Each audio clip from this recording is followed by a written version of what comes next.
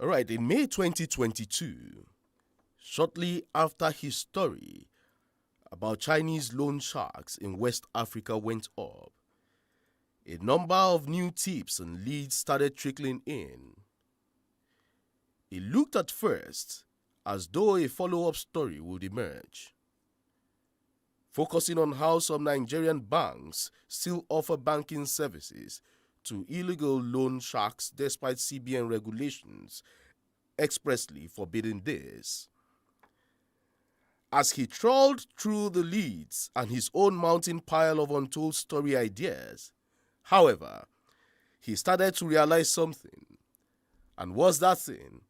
He realized there were so much greater issues at play than a few banks bending their know your customer rules to bank some customers that ought not to be banked. These were borderlines, unbelievable stories. Stories about aggressively fraudulent behavior of Nigerian banks presented with evidence that was as devastating as it was undeniable. My guest on the podium this morning is David Oluwaseun Udeyin, a Nigerian investigative journalist. He's a writer and activist. He has written for the CNN, the African Report, Business Day, and Washington Post. His work as a writer on a television show, The Other News, was featured in the New York Magazine and a Netflix documentary. David Udeyin. David, good morning. It's good to have you on the podium. Good morning, CHIKE. Thank you for having me. Well, it's awesome having you here. Well, I would say I'm speaking with you from a remote location, right? Yes. I choose to use that word, remote location. Okay, quickly, let's hit the ground running, Dave. Right. Your recent work, the one you just did recently, what inspired you going into Nigerian banks, especially trying to unravel some things there? Because I'm going to ask you some other questions as we go on this program. All right. So bear in mind that the story, even though the initial story was about loan sharks, Yeah. there has been, I would say, in the 1 year that I've been running, 1 year and 2 months that I've been running West Africa Weekly, if I've had 100 story tips, I would say maybe 25 of them have been related to banks or the banking system or the financial sector or finance and money related stories. It's a really big subplot in the Nigerian drama, if you like. There's so many stories going on there: investments, scams, what's it called, fintech issues. Yeah. I mean, I've written at least two different stories, especially the floater wave. Exactly. So there's a lot of impropriety going on in the Nigerian financial sector. So sometimes the difficulty is almost selecting which story to write and which angle to take it from. The initial story was a story about how loan sharks, illegal Chinese-owned loan sharks, are able to operate with like total impunity in Nigeria with assistance from respected consultancies like Phillips Consulting, which the news emerged earlier this week that the FG is probing now for their role in this issue, and also banks. because without access to the regulated banking system, these guys will not be able to operate. And these are illegal operations, and yet they are all able to have access to to regulated bank accounts that are regulated by the CBN. So that was where this sort of initial story, that was the angle that I took it from. Now, as after that story went up, I realized that the story wasn't complete. Yeah. It wasn't over because there were other angles that hadn't been explored. So, for example, when dealing with the issue of how is it possible that these guys were able to open and maintain bank accounts, some of them are still maintaining those bank accounts till now as we speak. So, when digging through that issue, then you come across the ancillary issue of how do Nigerian banks even open accounts? What exactly are the parameters for being able to open a bank account in Nigeria? That's when the story about the Wema Alert digital bank account opening scandal came into play. And the very interesting thing about that story was that as much of a scandal as it is, the bank itself doesn't seem to recognize it as a scandal, because the bank itself was very happy to sort of pay for coverage of this thing as if it was an achievement, an accomplishment, that we opened 1 million accounts in a day. It's like they don't seem to realize that this is essentially telling on yourself. Yeah. That we have done something wrong, unethical, or possibly even illegal. So because it's functionally impossible, even in a country like the US, to open 1 million accounts in one day. So how on earth did you manage to do that in Nigeria? So these were the sort of like interesting subplots that got me in. And then as more and more story tips also started to filter in, and then I went through some of the existing tips that I had, such as the tip that dealt with an organization that was possibly financing terror in Nigeria. And I realized that this money is not coming into Nigeria in cash, like in paper notes. Yeah. These are electronic transfers, which means they're also passing through the Nigerian banking system. Yeah. So how is it possible that an organization which has no CAC registration somehow is able to operate a corporate bank account somewhere and is able to receive money from abroad?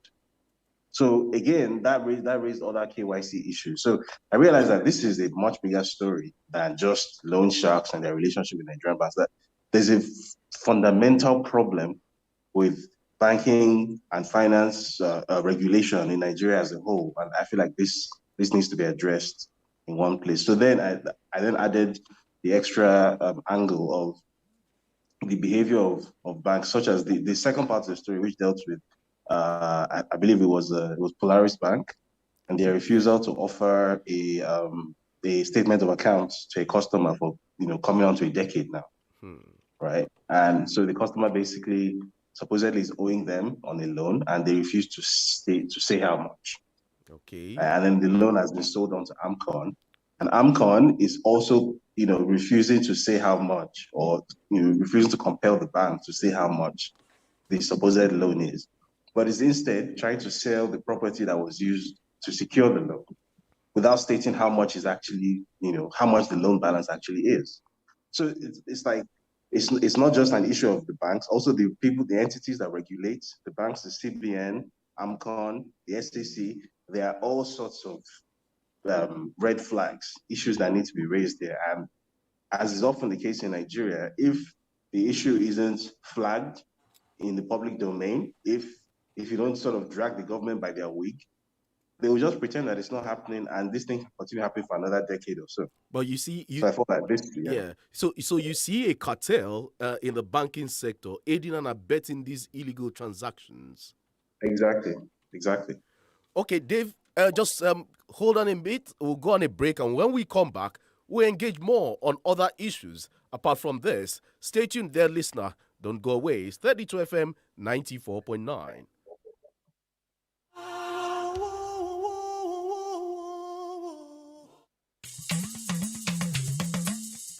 Phones Accessories and Training Center. Àwọn làgbọ̀ ọ̀jẹ̀ níbi ká bá ní tún ẹ̀rọ ìbánisọ̀rọ̀ ẹni ṣe. Irúfẹ́ ẹ̀rọ ìbánisọ̀rọ̀ wo ló ń fún yín ní wàhálà tí ò jẹ́ rí mú mi? Ìlànà akọ́ṣẹ́mọṣẹ́ pẹ̀lú ẹ̀rọ ìgbàlódé la fi ń ṣiṣẹ́ tiwa. Phones Repair and Unlock, Phone Accessories. Gbogbo pẹ̀lú owó pọ́kú tí ò gani lára. Àǹfààní tó wà fún gbogbo ẹni tó bá nífẹ̀ẹ́ sí ìdánilẹ́kọ̀ọ́ lọ́dọ̀ tiwa. Bí wọ́n bá tún farabalẹ̀ kọ́ṣẹ́ tán tí wọ́n mọṣẹ́. Àwa gan la tún yaṣẹ́ fún wọn láti lè wà láàyè ara wọn. Má wulẹ̀ yọ̀ǹda fóònù rẹ fáwọn tí ò lẹ́kọ̀ọ́ ìbánisọ̀rọ̀ títún ṣe mọ́. Kàn sí wọn ní Phones Accessories and Training Centers kí wọ́n bọ́ sọ fóònù rẹ dọ̀tun ní nọ́mbà 35C Nipple Shopping Complex ládojúkọ Cocoa House nìbàdàn. Gẹ́lẹ́tẹ̀ bá ti wọlé lẹ́yìn tí kàn sí wa ní ṣọ́ọ̀bù àkọ́kọ́ tó wà lápò ọ̀tún yín. Bó bá sì jẹ́ ládojúkọ Police Station tó wà ní Nipple Railway Station nìbàdàn ni. Shop number 1 la wà lórí òkè àkọ́kọ́ tó wà ní Nipple gangan. Ẹ lè pè wọ́n sórí ẹ̀rọ ìbánisọ̀rọ̀ yìí 070-643-68169 tàbí 080-969-57878. Ẹ dán wa wò lónìí kẹ́ ẹ lè rí yàtọ̀ tí ò lẹ́lẹ́gbẹ́. Any Flourish tea, any Flourish capsule, egbògi ohun mímu tó fara lókun. Ó mára jí pépé o, ó mẹ́jẹ̀ mọ́ lóló, ó dènà ìfúnpá gíga. Any Robot Global Ventures ló ṣe é o. Bó o bá rẹni tó mu any Flourish tea, wà á ti dá mọ̀ yàtọ̀, á tutù lẹ́jẹ̀ dódódó, àwa máa dán lójú yọ̀yọ̀yọ̀. Ilé-iṣẹ́ any Robot Global Ventures ló ń ṣe é. Ògùn mímu atẹ́jẹ̀ṣe tá a fi wé àtẹ̀gbò igi ilẹ̀ wa ṣe lóríṣiríṣi nílànà ti gbàlódé pẹ̀lú ìmọ́tótó. Ó wà lólómi àtòníkóró. NAFDAC fòǹtẹ̀lú gbà. Ní gbogbo ilé ìtajà lẹ́tí lè ríra. Ilé-iṣẹ́ any Robot Global Ventures wà ní nọ́mbà 33 Ondo Street, Ọ̀ṣuntòkun Avenue, Old Bodija, Ìbàdàn. Láti rà tàbí jí alágbàtà rẹ̀ ẹ pè 07067197812. Ẹ̀gbọ́n ìjàre mọ́ lèèyàn lọ ìjàre àti kóńgó kéré kalẹ̀ ọ̀dẹ̀ ní gbọ́ àfẹ́dẹ́ lọ́ọ̀mì ó dà gan gbogbo òwe ẹ̀ ló pé pérépéré. Tí olúwa nílẹ̀ àti ẹkún rẹ̀. Ayé àti àwọn tó mọ̀ tán rẹ̀. Ẹlẹ́wọ̀n gbà. Kò lè má rí bẹ́ẹ̀. Onírúurú talẹ̀talẹ̀ ló ń bẹ nílẹ̀ yìí ṣùgbọ́n àrà ọ̀tọ̀ ni Danabits Homes and Properties torí wọ́n fi ni lọ́kàn balẹ̀. Àwọn tó ti bá wọn dòwò pọ̀ tẹ́lẹ̀ rí ni wọ́n ti lè sọ àǹfààní tó ń bẹ lọ́dọ̀ wọn. Àwọn ni wọ́n ń ta ilẹ̀ Victory Estate Phase 1 àti Phase 2 alábàtà mọ́níyà tí ò kọjá ìṣẹ́jú mẹ́ta sí railway terminal. Ìfà ńlá tó ni Treasure Estate tó wà ní Ìdó lẹ́bàá University wọ́n ń gbèrò ẹ̀. Favour Estate náà wà ní Mòwe tí ò sì kọjá agbára. Má sọ ọmọ ni ti Joyce Cotton Gardens tó wà níwájú Bethel American International School Ìrókò lójú ọ̀nà Ìbàdàn sílùú Ọ̀yọ́ 550,000 naira péré ni àti bẹ̀rẹ̀ iṣẹ́ lórí àwọn ilẹ̀ yìí. Ìrọ̀rùn ló bá dé torí owó wọn kò gara. Bọ́rọ̀ èèyàn bá wá ní jásí irú ti bàbá Ìjẹ̀ṣà. Eré tètè lọ sí ọ́fíìsì wọn ní Prime Time Plaza Ọba Alẹ́ṣinlọ́yẹ́ Phase 2 lẹ́bàá Bidin Petrol Station lálẹ́ṣinlọ́yẹ́ Ìbàdàn. Sanwó kò gbalẹ̀ lójú ọgán ọ̀fẹ́ sì ní corner piece lọ́dọ̀ wọn. Àyè san díẹ̀díẹ̀ tún wà níbẹ̀ pẹ̀lú àlàyé ẹ ṣáà ti pè wọ́n sórí 090-477-97352 tàbí 081-884-18137. Danabits Homes and Properties àwọn ni wọ́n sọ ilé kíkọ́ dìrọ̀rùn fọmọ aráyé. Gbogbo Ìbàdàn lẹ́dúgbẹ́ ó fúnlẹ̀ bàbá. Ìbàdàn ọmọ àjòrò sùn ọmọ àjẹgbín yó ọmọ àfikàrà ń fọ́ọ̀rì mu Ìbàdàn májàmájà bíi tọjọ́ kìíní èyí tó jàǹjọ́ sí aládùúgbò gbogbo lóògùn Ìbàdàn béèrè kó o tó wọ̀ Òkè Ìbàdàn àtàgé ọlọ́mú òru ẹ bá ń gbọ́mọ òkè làǹtìlàǹtì Òkè Ìbàdàn lẹ́tọ̀ tá a gbé kalẹ̀ síkànnì adẹ́rìn-pòṣónú 32 FM 94.9 níbẹ̀ lẹ́wọ̀n ti máa gbọ́ ọ̀rọ̀ mi ìgbọ́rí nípa ìlú Ìbàdàn látẹnu àwọn tí wọ́n jẹ́ ọmọ bíbí ìlú Ìbàdàn tàbáwọn tí wọ́n ti tara ìlú Ìbàdàn jẹ́ èèyàn tí wọ́n ti làmìlaka nídìí iṣẹ́ tí wọ́n yàn láàyò gbogbo bí ìlú Ìbàdàn ti jẹ́ sí wọn àti ìfẹ́ tí wọ́n ní sí ìlú Ìbàdàn gbogbo ọjọ́ àbámẹ́ta sátidé láago 8 sí 9 alẹ́ lẹ́wọ̀n máa gbádùn ètò Òkè Ìbàdàn pẹ̀lú Tèmiládé Àlòkò Àhàndìwúrà níkànnì 32 FM 94.9 ìkànnì fẹ̀yìn ẹ̀ Òkè Ìbàdàn pẹ̀lú Àhàndìwúrà Òkè Ìbàdàn àgbèwá o. Ìbàdàn.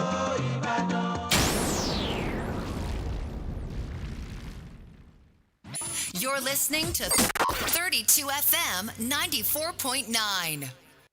Just because you do not take an interest in politics doesn't mean politics won't take an interest in you. The funds spent were properly spent because we got them from intervention funds.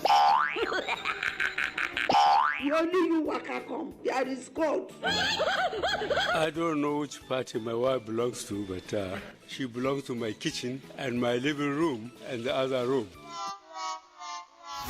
Stay in tune with politics on 32 FM 94.9.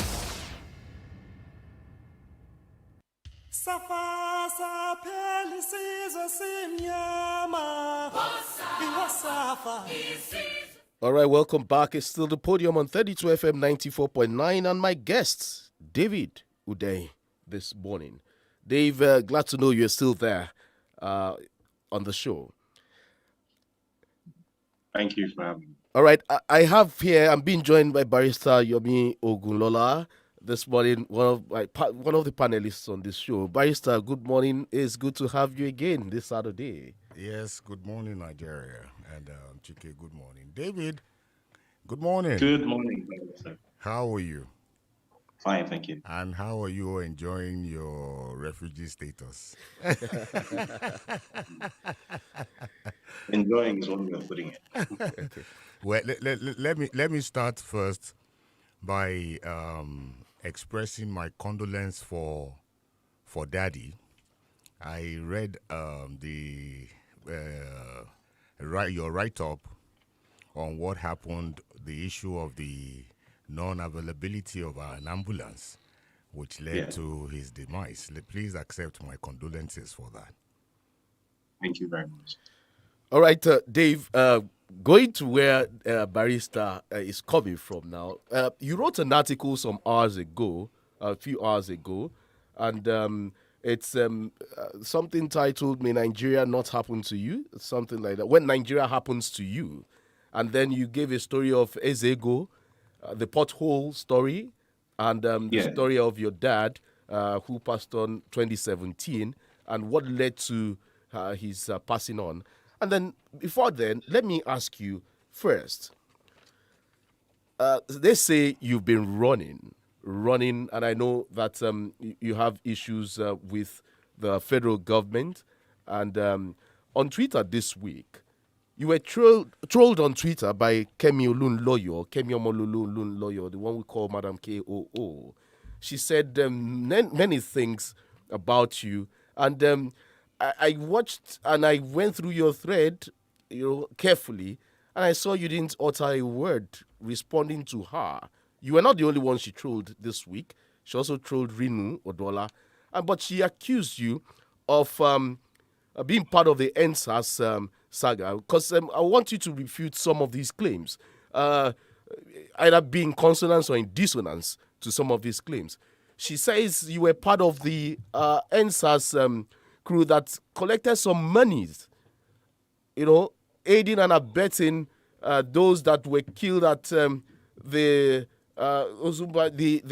toll gate there in the year 2020, October 2020. What's your take on that? I know you don't want to respond to her on Twitter, but now this is live on radio. We want to have your take on what Kemi said about you and the NSAS saga. So I guess the entire purpose of not responding to people like Kemi is not to unnecessarily debase oneself, because I feel as if it's one of those situations where it's like so you're walking through the market and then the local, mentally unbalanced person throws sand at you or throws a stone at you. If you then go and throw sand back at the person because it makes you feel better or because you feel like that's fair, well, it ends up reflecting very poorly on you. So I just feel as if, starting a war of words with someone who isn't all there, if you get what I mean. I don't get you. You can say it as it is. Well, someone who basically, before his demise, her late dad came out on the pages of a national daily newspaper and said, "My daughter is mentally unwell. She needs help, but she doesn't accept help." Her dad is still alive. He just went into coma, but he's back now. He's still alive. Right. I wasn't aware of that.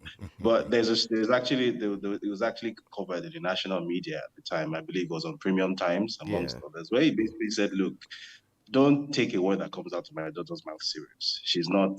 She's physically present, but mentally not all there." So, I just feel as if getting into a war of words with someone who probably isn't even in control of what's coming out of my own mouth, I really don't see the point. I think the sad thing in all of this is that it illustrates how easy it is to develop a following in Nigeria based on absolutely nothing. Right? You call yourself, and you can call yourself anything you want to call yourself in Nigeria. And I remember I actually did a story about her in November. If you go to West Africa Weekly, it's there as well. where I basically analyzed her entire supposed career story. Like every single. Hello, Dave. Oh, we lost him. Okay. Okay, I can hear you now. Right. So I was saying, I basically did a story in November where I basically analyzed her entire career story. Like it was a very in-depth story, and I guess that's what got her upset about it, because I basically took everything apart. Pretty much every single claim she has ever made is completely false. Oh, I have a doctorate degree. I'm a doctor of pharmacy. Not true. I attended Gaucha College of Public Relations. Not true. I actually reached out to the school and they confirmed that they have never had any students with that name or date of birth. Oh, I hosted the Grammys. Obviously not true. Verified that. I'm part of just a retinue and catalog of complete fabrications. And because this is Nigeria, I feel like it's so easy to say things, and the culture of fact checking is just not a thing in Nigeria. Again, maybe because the experience of being on the internet is still a relatively new one in Nigeria. Bear in mind that in the developed world, the internet is something that is like 25 or 30 years old for most people. Whereas in Nigeria, most people came online literally within the past decade and a half. So there are lots of things that are sort of accepted as part of the internet experience across the world, which aren't yet a thing in Nigeria, such as the fact that when somebody makes a claim on the internet, you never take it at face value. You always go and verify it, right? But unfortunately, she was able to sort of crest the wave and grow this huge following in Nigeria based on just pulling stuff entirely out of thin air. And obviously, there's that rule that even a broken clock is correct twice a day. So when you pull out 100 completely wild claims out of thin air, and then you get 3 or 4 of them right coincidentally, and then you go to town talking about how this is like you have some cast iron sources somewhere. She claims to have sources in the FBI and CIA. And people just eat this thing up. There was a screenshot I saw the other day where she was responding to someone who said, so how can you go after David Hundeyin when everything he writes, he presents the evidence for it, and you never present evidence for anything you claim? And she literally, and I'm not making this up, right? You can search this on Twitter. She literally said that no true journalist ever provides evidence for the things that they say, because you want to protect your source. That's literally what she said. Yeah. That if you're a journalist, you should never provide evidence for anything you say so as to protect your source. So it's just clear that this is someone who she's a journalist the way a snake is a fish.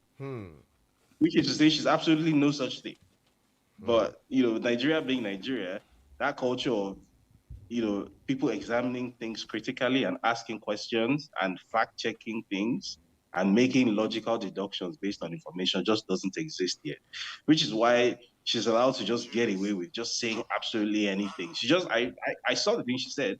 She just pulled a bunch of stuff out of the air. Oh, David Hundeyin is staying in Benin Republic. David Hundeyin is gay. Because I'm going there. I'm going to take all her posts one after the other. First of all, let me ask, did you collect any monies? Because we are fact-checking now with you live on air. Did you collect any money during the NSAS protest? I wish I did. I wish I did. Because, first of all, which organization was I affiliated with that collected any money? Because to the best of my understanding, it was basically, I think it was an organization called FEMCO, which did the majority of the fundraising, right? And if you know a thing or two about my relationship with some of the founding members of that organization, we don't even get along at all. So from where to where exactly? And then, I mean, obviously, I wasn't an unknown entity during NSAS. People knew who I was. If I was fundraising in any way, it would have been in public domain, right? I rather spend my own money, right, to travel to Abuja to join the protests in Abuja, because after spending a couple of days at Lekki toll gate, I felt as if the people in Lagos were not seriously protesting. This is not a protest. People are they're having fun here. And I wanted to be at the center of the action, filled with the youthful I say youthful, this was just 2 years ago, but filled with the youthful energy that I was then, I spent my own 120,000 naira to book a return ticket to Abuja, stayed in an Airbnb for 2 nights. So I could join a protest where I got myself beaten up and tear gassed. So I'd really love to know where the supposed money is that I could, because after leaving Nigeria very abruptly, the way I had to the following month, I actually ended up, because I basically had to clear out all my savings when I left Nigeria, and I actually ended up in some financial difficulty actually a few months after. So if there's some money somewhere, please, people should let me know. I'd really love to have access to it. Okay, when you left Nigeria, like you said, abruptly, Kemi says that you were holed up somewhere in Benin Republic, in Cotonou precisely, seeking asylum, that you sought asylum in the UK, and then you were refused. DJ Switch went to Canada. She sought asylum in Canada, and she was also refused. This is a part of these the allegations Kemi came up with on Twitter this week. And this just illustrates the extent to which you can just say anything in Nigeria, and people just swallow it without doing the faintest bit of fact checking. Because if you know the smallest thing about the refugee and asylum system around the world, you would know that it's not possible to apply for asylum anyway if you're not physically in that country. You can't apply for asylum in the UK or in Canada if you're not in those countries physically. So you actually have to be inside the country and then you claim asylum there. You cannot be in Benin Republic and then apply for asylum in the UK. That's not how it works. It doesn't work like that. So if you want to claim asylum in the UK or Benin Republic, you would have to enter the UK first, maybe on a visitor's visa or something, and then file for asylum there. That's how it works. So you can't say that you're sitting in Cotonou, you're applying for asylum. That's literally not how it works. But again, that's what somebody who has no idea about how the system works would say. And then she just spits it out, and people who are obviously just as ignorant as she is and don't have that intellectual curiosity to at least just spend 5 minutes using Google. But how does asylum even work? Just 5 minutes on Google and you'd see that this is functionally impossible. It's not even possible. So this is someone who just, again, habitually pulls things out of thin air and just relies on the credulity of the Nigerian audience. This is somebody who can't exist outside Africa, because outside Africa, like, people would instantly cut in onto that. This person's head is not correct. But in Nigeria, there's just a mass of really poorly educated people who aren't humble enough to accept that they are poorly educated and they need to improve on their ignorance, who are going to swallow everything you say and start repeating it as fact, which is very unfortunate. Okay, Barrister Yomi Ogunlola has 1 or 2 questions for you here. Yes, David, I don't want to go on that trivia line between what is between you and Kemi Olunloyo. I know that with time, that will be resolved. And also that you should not be too surprised, because according to George Orwell, in a time of deceit, telling the truth is a revolutionary act. And we know how, for instance, the government in Nigeria takes, in quote, revolutionaries. Now, David, you are an investigative journalist. You have written for CNN. You have written for the Africa Report. You wrote for Business Day, and you have even written for the Washington Post. In 2020, you won the People Journalism Prize of Africa. Why would such a shining African-Nigerian star be haunted by the Buhari government? I guess you would have to ask the Buhari government itself. What I do know is some of the people who have gone before me have gone through similar things, starting from the Babangida era, which I think was when political asylum from Nigeria became a thing. in my case, it actually started in 2019. So when I started developing a reputation for being the person who is willing to tackle stories that other people don't want to touch. I remember the very first time I received something like a threat was in 2019. I traveled home to Badagry for the Salah celebration with my extended family. And a prominent family member, I'm not going to mention his name, but he used to be a deputy controller general of one of the paramilitary agencies, who is someone who rarely even talks to me. But he walked up to me that day and he said, people in Abuja have been seeing the things that you've been writing. And if you continue down this path, and he touched my glasses on my face. Do you know that the SSS headquarters in Abuja, it goes 7 stories on the ground. With these your glasses, you will not see anything inside there. And he said it with a smile on his face, but you could tell that there was some real menace behind it. And that was the very first time I got a message that you have been noticed, and not for a good reason. Going into 2020, I didn't stop. I continued doing what I do, and the threats intensified. At first, it was more of a private sector thing, because when I was doing stories about entities like UBA and Dangote and Globalcom, a lot of people became very unhappy. I was offered bribes, which I turned down twice in 2020. 7-figure sums. I turned them down twice. And in fact, one of those stories, which I turned down a bribe for, the results that it got later resulted in the Prime Minister of India sending me a personal letter of commendation, because it was a story that dealt with the treatment of 40 expatriate Indian staff at a telco.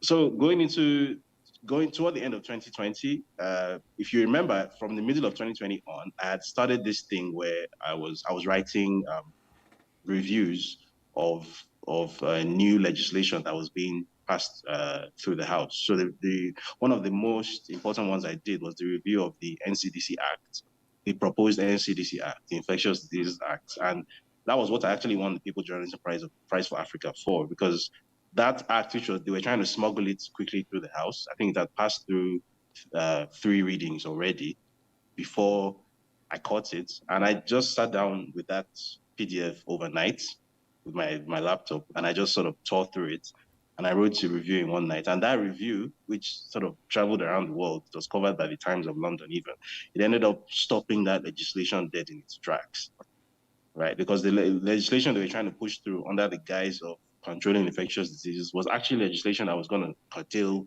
every kind of civil and constitutional freedoms that you can think of.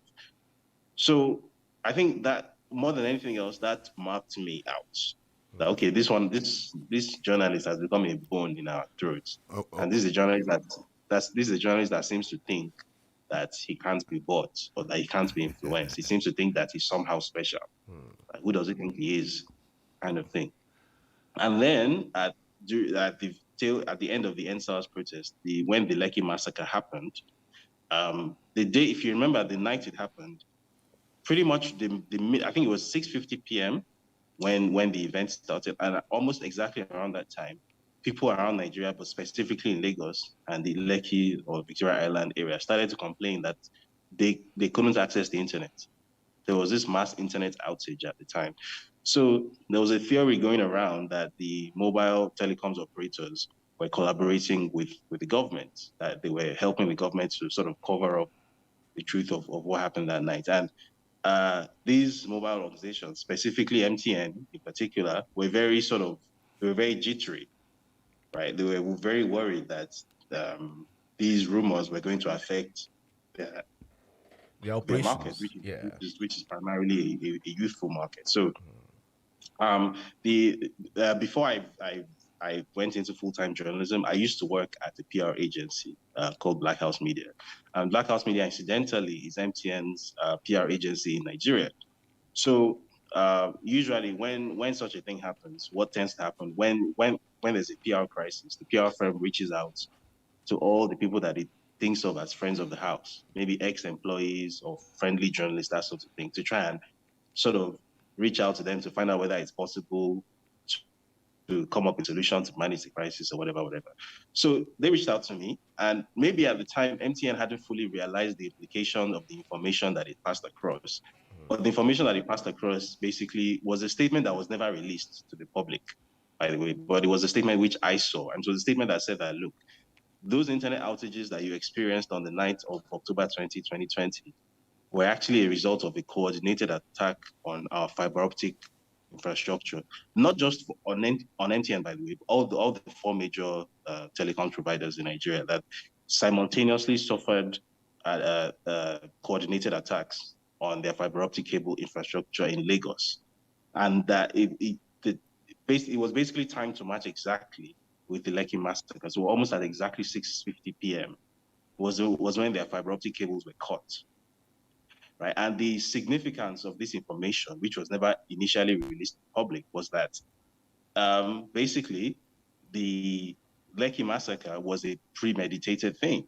Because if you think about it, who has access, who even knows how to get access to fiber optic cable infrastructure in Lagos? The only people who have that information are the telcos themselves and the government. And since the telcos were distancing themselves from it, they didn't know anything about it. So that would basically mean that the government had sat down and hatched a plan for how to commit this huge crime against humanity and then conceal it. So if you also remember that the afternoon before the massacre, they had sent staff of LCC, to take down the CCTV cameras at the Lekki Toll Plaza. The lights were switched off. And then you now think that they actually also sent people to sabotage the fiber optic cable infrastructure around that area so that people wouldn't be able to document in real time what was happening. That would then indicate that the government carried out a premeditated massacre. And the information actually went a lot further. It also even stated that the reason that people like DJ Switch were able to remain online during the massacre and were able to go on Instagram Live was because the network was able to keep on providing some throughput using its satellite network provision. So basically, when the fiber optic cable had been sabotaged, the little broadband access which was still available through satellite communication was actually used to keep people like DJ Switch online, right? This wasn't information that was released to the public initially, but I later wrote a story about it, right? Because I actually pointed out to the PR agency at the time that, have you guys actually read through this statement? And do you realize the significance of this information that you are looking at? And are you sure that you want to have your fingerprints all over this? Because I know that BHM doesn't like dealing with anything political or government, right? And as soon as they and MTN realized the significance of this thing, they immediately backed off. MTN said they don't want to put this statement out again. They immediately backed off. But I still had it anyway. So I decided that I was going to do a story. I wasn't going to mention them. I wasn't going to credit them as a source. I was just going to do the story and act like I got the information from somewhere else. But I also knew that if I do this story and I'm still in Nigeria when the story is published, I'm finally going to lose my freedom because I've been skirting this thing for a while now. I've been playing it fast and loose for a while now. But the minute this story comes out, they are actually going to arrest me. So it was November 6, 2020, when I left the country through the so-called Nadeko route. Okay. David, quite an interesting story, really. And it is rather unfortunate that at a time the country is in dire straits, those who dare to speak truth to power are made enemies of state. Quite unfortunate indeed. Now, let me ask you, relative to your submissions on the Lekki toll gate Wahala, the Lagos state government, actually, the panel instituted to investigate all that happened in Lekki came out with its report. And following that, the Lagos state government has also come up with a white paper. What's your reaction to the two reports?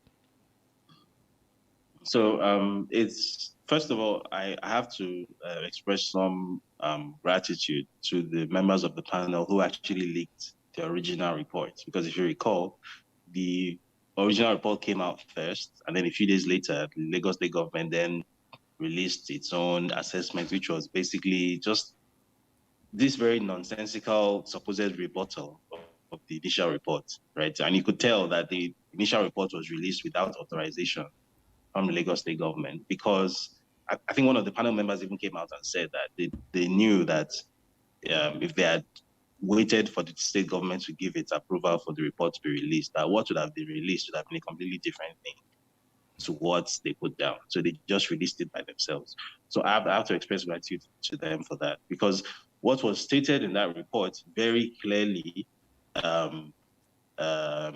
corroborated the accounts of the people who were at the Lekki Toll Plaza that day, and the thousands of people who were following what was going on. So, for example, the very characterization of what happened as a massacre, the report established without any iota of doubt that, yes, this was actually a massacre. It was stated very clearly that in context, this can accurately be referred to as a massacre. So that put to bed a lot of these sort of conspiracy theories that the government had been promoting, that, the Instagram live video, which was being recorded by DJ Switch, was quote unquote photoshopped.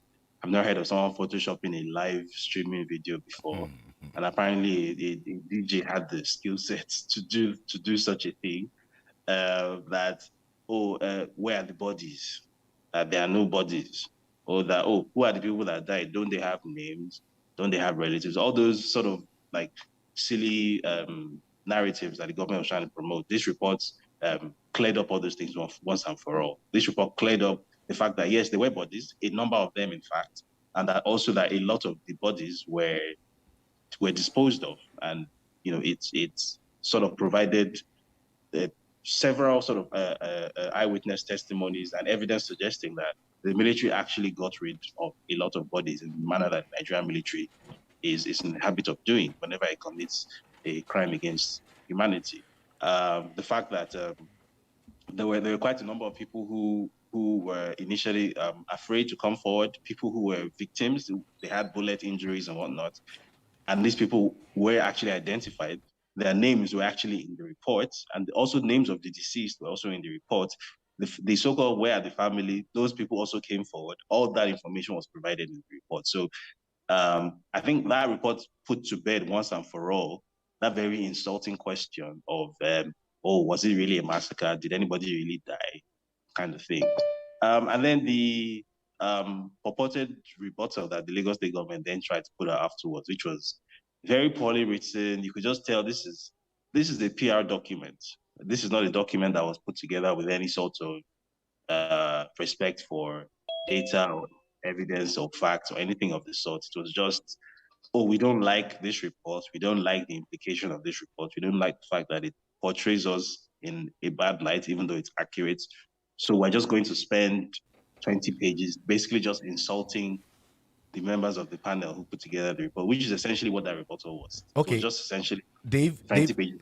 Dave, I'll have to cut you short there. We'll go on a break now, a commercial break, and when we come back, we'll look at some national issues and the story you broke on the 1.4 billion vehicle purchase to Niger Republic. Stay tuned, don't go away.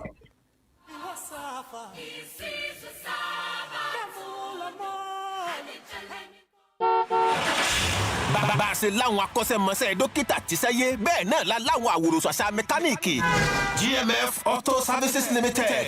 bóyá ẹ̀ tí ìdébẹ̀ wò ní ọ̀jẹ̀ mọ̀ pọ́nmọ́nàmọ́ pa àwọn erin lákàtàbù irinṣẹ́ ni ó diagnose mọ́tò yín kẹ́sẹ́ bí wọ́n ti máa fẹnu fapò sórí carburetor wait and get ni kò ní lọ kábọ̀ tí machine bá ti ń discover problem láàmú fix ẹ̀ lọ́wọ́ kan torí gbogbo original spare part ń bẹ́ẹ̀ lẹ̀ bíbà àwọn aláràlù àtàwọn aláràtúntà gan tó wá ń kó lọ́pọ̀ yanturu ṣẹ̀rí pé gbogbo ń tẹ́ fẹ́ lójú kan ló wà. Yes, so our services, the consultancy, diagnosis, key programming, transmission repair, maintenance, spare part sales, plus plenty ogbonge things. GMF Auto Services Limited. Pay for number 3, Oni Lane, beside White House Hotel, behind Boys High School, Labawo, Ogunpa, Ibadan. ẹ kọ́ pé wọ́n lórí aago náà kẹ́ ẹ mọ bó ṣe wà sí 08066348917 08066348917 tó o bá fẹ́ kẹ́mi ọkọ̀ rí ogun GMF ni ó yàn láàyò. Power oil, power oil. Ogbonge cooking oil, we get different sizes and different packs. Oh, power oil, power oil. The one way they sweet me na mini pack for 100 naira. Yeah. Power oil, power oil. They play everywhere. Power oil, good for your heart. Power oil, cholesterol. Power oil, no trans fat. Power oil. And people who listen to your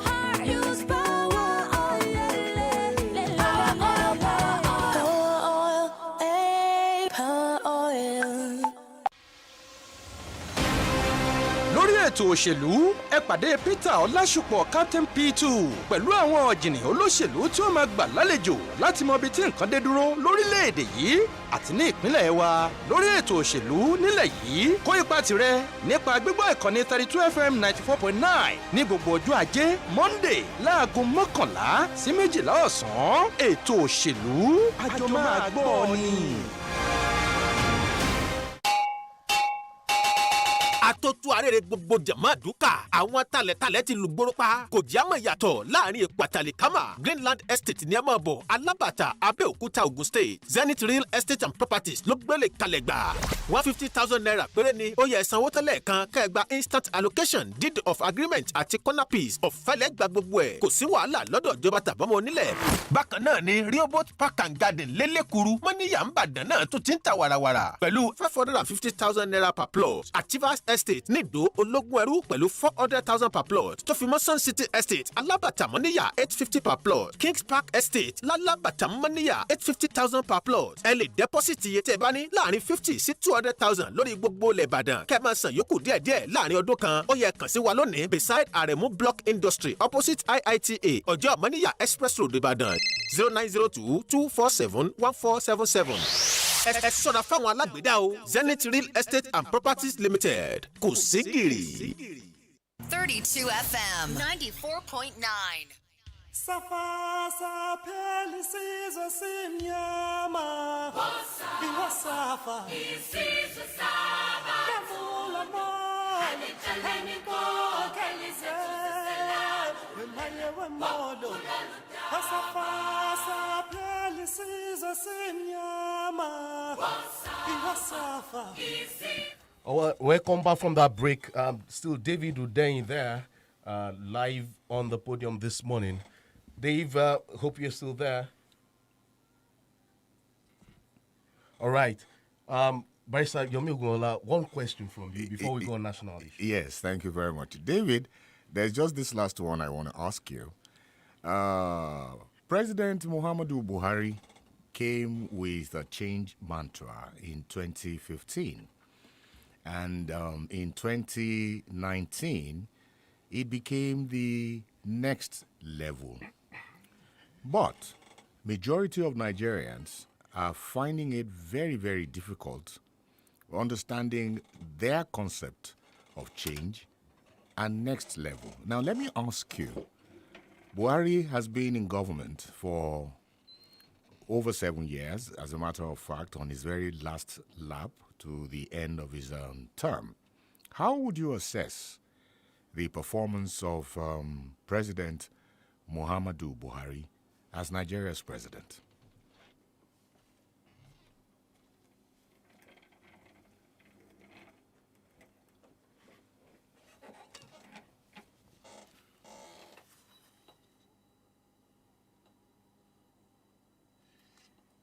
I guess you can only be disappointed.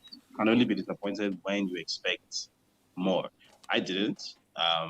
Based on the information about him that was available from history, from his antecedents, this was pretty much more or less what I expected. I guess the only thing that came as a surprise was how long he was able to sort of hold himself until he really sort of bared his fangs and showed exactly who he is and what he's capable of. I think he waited until maybe when his second term had started before he really, really bared his fangs. But from 2015, the signs were there. I mean, one of his very first moves when he came into power, if not his very first move, was to make himself petroleum minister and then refused to appoint ministers for, I think, about 6 months. And also refused to sign the national budget. And the cumulative effect of these decisions was that Nigeria went into the most avoidable recession of all time in 2016, which ended up wiping out a lot of people, including me at the time. So I think the signs were already there that this is what this person is. And then that unbelievable decision to close Nigeria's borders in 2019, which kept up for 17 months for no reason in particular. Like Nigeria has a land trade surplus, and it closed the Nigerian borders to a land trade surplus. It was the most unbelievable, nonsensical decision of all time, but it was taken because, again, what are mere mortals like us going to do about it? So I would say the performance of the Buhari administration has been pretty much exactly what you would expect from a Buhari administration. I mean, this was somebody who, my family used to tell me a story from 1984 when he was in power in his first iteration as military head of state, where my older brother had just been born. My dad was a senior civil servant at the time, but my brother's baby food, baby powder, was being rationed. Right, there was a thing called Esenko at the time, so they couldn't get access to my brother's baby food in Lagos. So, and my family was one of the sort of very few families in Nigeria that had a telephone at the time, Nitel phone. So my dad and his friends used to call each other on the phone and use code language to discuss where certain items like baby food are available. So they used to take road trips to Abeokuta to buy baby food, like as if they were going to buy cocaine or something. So, like the person who put ordinary Nigerians through that in 1984, the fact that he has come and he has basically done the same thing again in 2022, I guess isn't that much of a surprise. I think really the real tragedy in all of this was that, unlike the first time around, he didn't force his way into power. It was Nigerians who voluntarily decided to vote him into office for reasons best known to us. So this was, in my opinion, a very avoidable sequence of events. Nigeria, as at 2014, was still on the quote-unquote Africa Rising wave. I remember at the time it was the world's third fastest growing economy, which is not to say that Nigeria was a fantastic place in 2014. It manifestly was not. But I think it's fair to say that at least in the economic sense, it was heading in the right direction. So why exactly Nigerians made the decision to bring in someone who has never had a day's worth of experience of creating value or growing an economy in his life to handle a $500 billion economy at the time? I don't know why they did that. I was very vocal and very vehement at the time on social media, even though you may not have known who I was because I wasn't using my birth name at the time. It was after 2015 that I made the decision to start using my birth name. And then eventually I made the decision to go into frontline journalism. So in a way, I guess the fact that I even practice as a journalist now, you have Buhari to thank for that. Because without him, I'd have probably been a helicopter pilot by now. But here we are. All right, Dave, looking at assessing President Muhammad Buhari's administration from 2015 till date, let's look at the twilight of this administration is now, and by next year, we'll be looking at going into some general elections.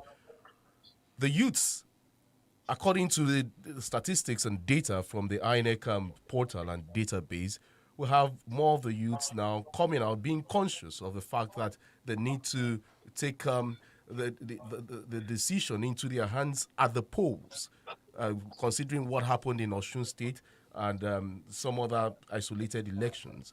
Moving on to 2023 elections, what do you expect from the youths and what do you expect from the entity itself, Nigeria? What I expect in the 2023 election specifically is for there to be a significant uptick in the youth turnout. Right. I feel as if the fact that there's a voter base of 80-something million people and that Nigeria's elections are consistently decided by fewer than 30 million people, I think that's a travesty. Right. If you have a democracy where less than 50% of the registered electorate is actually voting, like you have outcomes for 100% being decided by 40-something percent total. I don't think that's a democratic situation at all. I'm hoping to see turnout as high as 55 to 60%, driven by youth turnout. And I think that for the first time, if that happens, then for the first time, I think we would actually be able to say, for the first time in a generation, for the first time since probably 1993, we'll be able to say that this is a democratically elected government, because a democratically elected government is a government that actually reflects the electoral will of the people. So I think it's only fair to say that when you have higher than 50% total turnout. So I'm hoping to see that in 2023. And after the election, regardless of who wins, I think it's also important to say that there's so much damage that has been done that even if Jesus Christ becomes Nigeria's president next year, the good results are not going to be immediate. Right? There are some things which will probably change immediately. There are some things which can change very dramatically depending on the direction of political will, such as security, for example. Such things can witness dramatic changes, which is obviously a very big consideration. But there are other things, such as the general economic situation. Nigeria, as you know now, basically has no forex left, right? And this is in large part due to the explosion of crude oil theft and the fact that Nigeria is so hostile, is such a hostile jurisdiction to any kind of capital or foreign investment now that nobody wants to send their dollars to Nigeria now, even though Nigeria should be the default location for investment in Africa. Nigeria has no business not having dollars. The very concept of an economy the size of Nigeria not having dollars is just so ridiculous. Right? Nigeria has far too much productive capacity to be this broke, right? And the cumulative effects of these 7 years can't be undone in a few months. It would take, I think, a good 3 to 4 years before you start to see actual results, before you start to see foreign investments returning to Nigeria in the volumes that it used to between 2003 and 2014. I also think that whoever the next president is that person has a very limited space of time to actually sort of win over the people, because I think what has happened now, especially with the emergence of the Peter Obi phenomenon, is that even though I myself I identify with the Peter Obi movement, it's also important to state that Peter Obi himself, if he does, if he does buck the odds, and INEC actually does its job, and say he actually wins the election and actually becomes president, I think he has maybe like 6 months to a year to actually show that he has something. And if he doesn't, then there's going to be an issue, because I think there's so much pent-up rage and frustration and youth restiveness and anger now that the manifestations of this that we've seen with NSAS and even with the ongoing political campaign, those things will be child's play compared to what might come afterwards. I think young Nigerians have gotten used or are getting used to the idea of having a voice and using it now, and they are not going to stop. So whoever the next president is needs to be aware that it's not going to be the way it was before, and they're going to be under a lot more pressure and a lot more scrutiny than Muhammad Buhari was. So that the sort of honeymoon period that Buhari was able to enjoy for 2 to 3 years, they are not going to get that privilege. David, before we round it off now, you mentioned Peter Obi, and you didn't mention Asiwaju Bola Ahmed Tinubu. Don't you think he's also a factor that can spring surprises in the Nigerian polity come 2023? Well, I don't know that there's anything about Bola Tinubu that is a surprise to anybody. I mean, he's very much a known quantity. What his political capacity and what he has to offer as a politician, I think, are very well known, as well as the means with which he intends to get into power. I think these are very well known. So I guess that I don't really see any point in flogging a dead horse. Tinubu is who he is. He's clearly not going to change. So I just think that obviously people are free to make whatever electoral decisions that they want to make. I personally, even though I can't physically be present in Nigeria to vote, but I have very clearly identified what my preference is. People are obviously free to make whatever choices that they want to make. But I think that people just need to be aware that whatever choice that they make, they are ultimately going to be the ones, just like we've seen over the past 7 years, that an election is not a game. An election is not, it's not like watching a game of football. That, I want this is my guy that I want to win, and I'm putting money on it. It's not a sport. Okay. It's a very real thing that affects your life. So I hope people can make the same judgments with regard to this coming election, that it's not about this is a political heavyweight and this is a neophyte or anything like that. I hope people are able to understand that your life is at stake very much literally this time around. All right, on a lighter note now, rounding it off, while you were young, while growing up, your parents would always give you instructions. And when you don't carry out those instructions, you'll be wiped or maybe spanked somewhere on your body. Were you obedient when you were young? Yes and no. I wasn't a bad child, but at the same time, I was very much a strong head.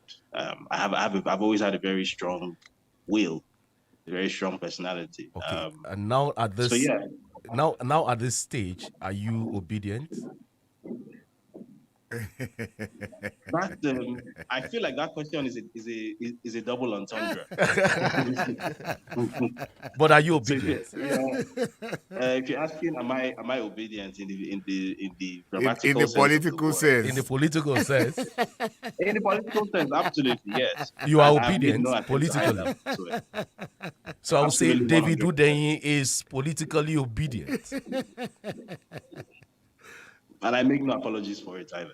Anyway, David, it's a real privilege. Let me use the phrase my brother used for me when he came in. We are going to bring him on board very soon. It's a real privilege putting a face to that great name. And I want to assure you that patriotic Nigerians are behind you and behind your cause. And that at the end of the day, we shall sing hallelujah. Nice meeting you this morning.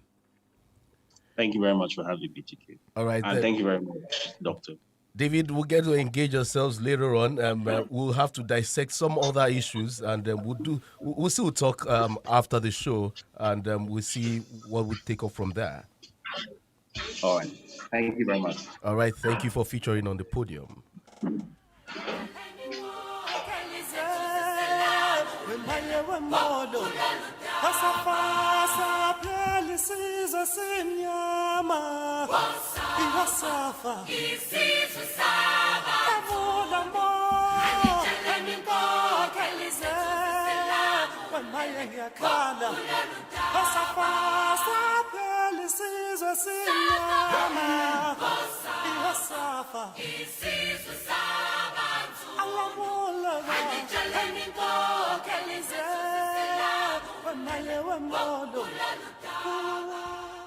Welcome back to this segment of the podium. The Osun Independent Electoral Commission, OCEC, has said it will conduct local government and local council development area elections on the 15th of October 2022. The chairperson of the commission, Olusegun Oladuntan, made the announcement at a press briefing on Monday. The commission issued the election date despite a pending suit before a federal high court in Osogbo filed by the Osun State chapter of the People's Democratic Party, the PDP. The suit marked FHC/OS/CS/94/2022 is praying to the court to stop the State Electoral Commission from conducting the planned election for the reason of non-compliance with the provisions of the Electoral Act 2022.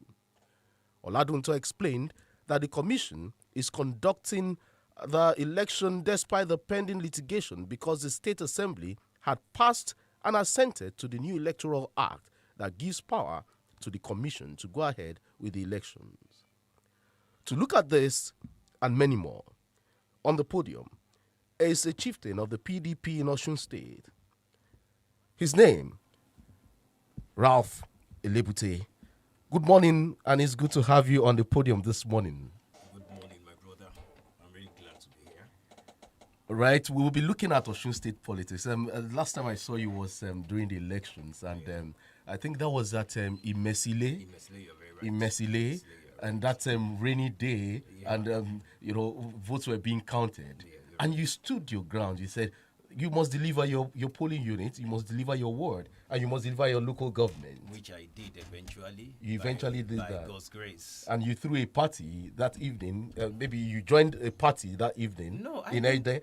No, it wasn't a party. I went straight to the situation room. I walked all night. All through the night. Till morning. I left the institution at about 6, and I switched off my phone to sleep. No partying. It was a serious work for me. Wow. It was a serious work for me. But now you're happy. Quite happy for the masses of Osun. I'm happy for the masses. So it's not about light in Osun State. Yes. It says Imole. That is what we hope for, light. But nobody knows tomorrow. Nobody really knows tomorrow. But we hope that it will be better. When you say nobody knows tomorrow, are you sensing some hanky-panky within your party? Not really. You see, if you're being close to people at the helms of affairs, those authority people, you will sympathize with them. A lot of sacrifice all around them. And they so much put them in a cage that they wouldn't know what is happening outside there. That's why I said nobody knows tomorrow. You have to be a man of grace, not to be misled by sycophants. Okay, now the issue, the crux of this discussion, the local government elections in Osun State. Yeah. So far, how far with the PDP? Yes, with the PDP, we've taken a stand that the election is illegal because of what you have in the new electoral law 2022, which states unequivocally that you have to give a notification of 360 days before the election day. After that 360 days, there must be another window of 150 days for notification for the publication of the list of the candidates that are intending to contest in the election. All these cannot be done within the shortest period of time that we have left, which is just only 3 months. And more so, if you have to look at it morally, APC has been in the saddle in Osun State since going to 12 years now. They never conducted local government election. So there is every possibility for any sane person to now ask, why now that you are going out at the twilight of your administration, what you did not do in the first year, second year, third year, fourth year running, left with 3 months, you want to conduct local government election. And this is a state that is so low on revenue. There are a lot of pensioners out there, those who have paid half salary during the regime of Aregbesola. Why not use this money that you want to waste on this election to pay part of, so that you can bring life into people? A lot of them have died. That is what we were saying. If you conduct the election today, definitely if the new government comes, they will scrap them. So why the wastage? The House of Assembly in Osun State has assented and passed the new Electoral Act, and that gives the power to the Commission to go ahead with the elections. Is your party scared that you might be inheriting a liability, especially within the councils? You see, there is nobody that won't be afraid of inheriting liabilities. Do you understand? Be that as it may. But when a situation arises that the law of a state and that of the federal clash, the federal government's law take precedence. Do you understand? There is no law that can be enacted by any state assembly that will override what the electoral law is saying or had said. So that subsists. There is nothing anybody can do about that. So what the PDP is praying now is for that election not to hold at all in Osun State.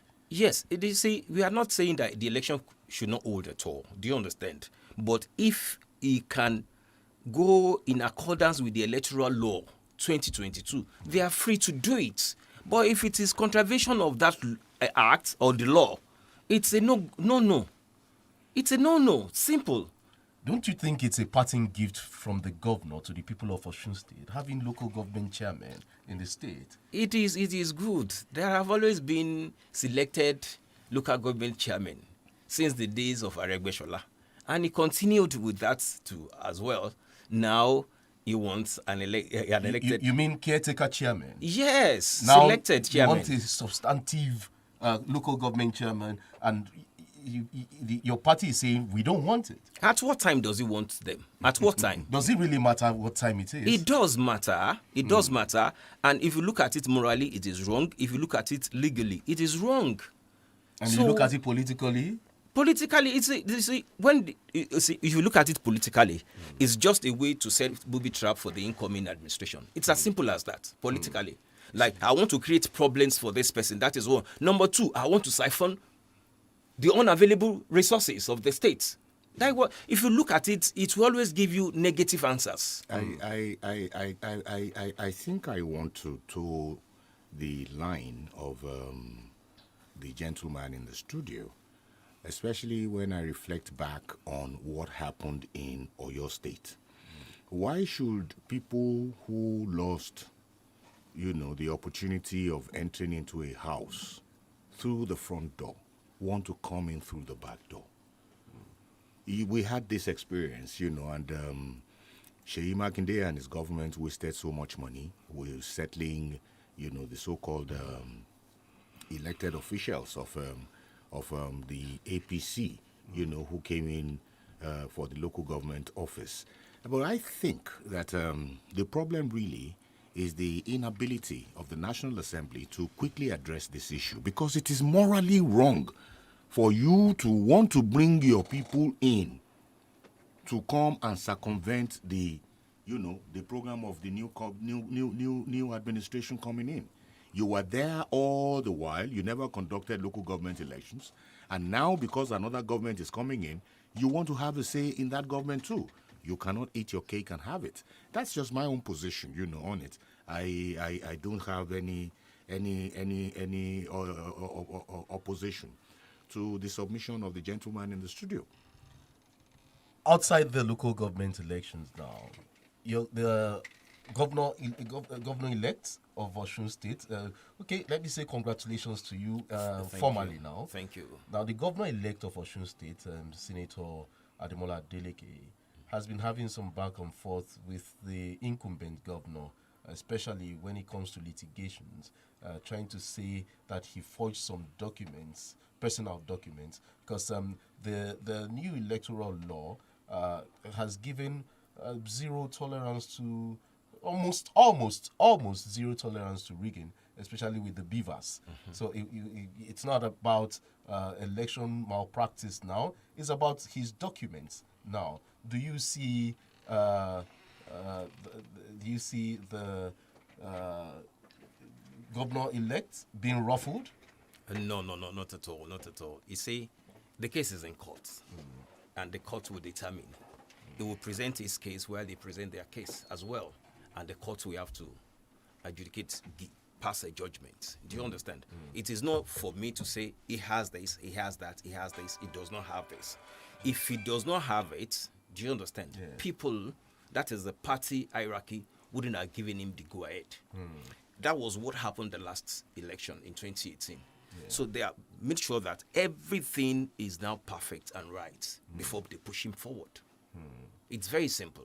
But if you do not know the inner working of a particular person, you may go out to say, is this, is that? Do you understand? But when it comes to open, okay, let me see what you have.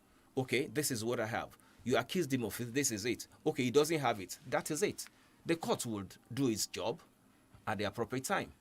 Barrister, in 2018, when it was said that the governor-elect didn't have his certificates, he didn't go to school and all that,